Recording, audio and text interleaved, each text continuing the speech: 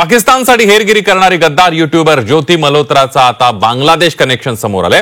पाकिस्तान आणि चीन नंतर ज्योती बांगलादेशमध्ये जाऊन आल्याचं समोर आलंय। आता ज्योतीच्या बांगलादेश कनेक्शनची चौकशी केली जाणार आहे, त्यामुळे ज्योतीने बांगलादेश सोबतच शत्रू राष्ट्रांना अजून काय काय गोपनीय माहिती दिली आहे याचा तपास आता केला जातोय। बघूया एक रिपोर्ट।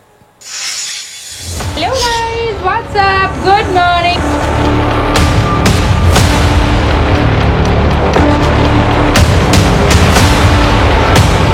गद्दार ज्योती मल्होत्राचं बांगलादेश कनेक्शन।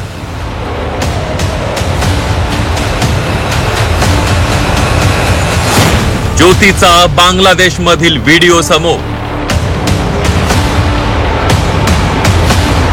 बांगलादेशलाही गोपनीय माहिती दिल्याचा संशय। गद्दार ज्योती मल्होत्राचे रोज नवनवे कारनामे समोर येत आहेत। पाकिस्तानसाठी हेरगिरी केल्याच्या आरोपाखाली ज्योती मल्होत्राच्या मुसक्या आवळण्यात आल्या।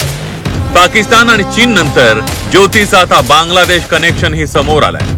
आतापर्यंत ज्योतीने बांगलादेशच्या व्हिसासाठी अर्ज केला होता अशी माहिती समोर आली होती, मात्र गद्दार ज्योती बांगलादेशला याआधी जाऊन आल्याची माहिती समोर आली आहे। ज्योतीचा बांगलादेश मधील व्हिडिओ आता समोर आलाय। हरियाणा पोलीस आणि केंद्रीय तपास संस्थांकडून ज्योतीची कसून चौकशी सुरू आहे। आता ज्योतीच्या बांगलादेश दौऱ्याची ही चौकशी केली जाणार आहे।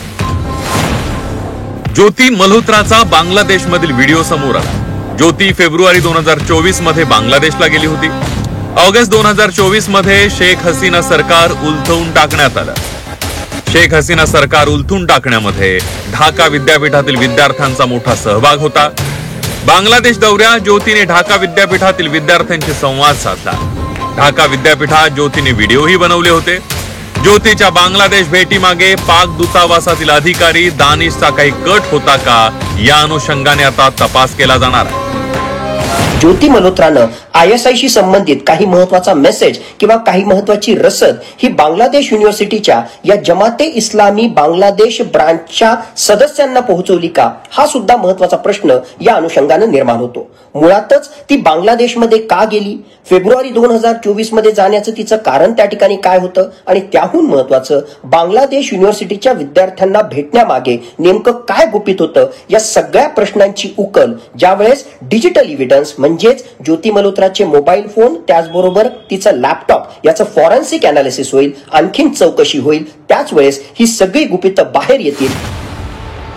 ज्योतीचं पाकिस्तानी गुप्तचर यंत्रणा ISISशी कनेक्शन स्पष्ट झालंय।